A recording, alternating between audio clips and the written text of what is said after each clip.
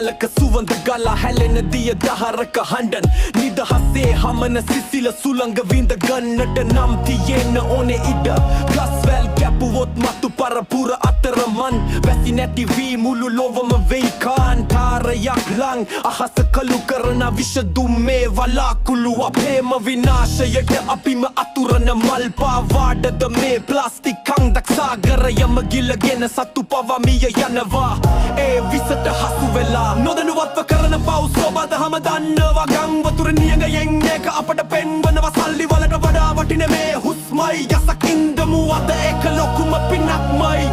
මතක තියාගන්න පෘථිවිය අපිට අයිති නැහැ අපි අයිති පෘථිවියට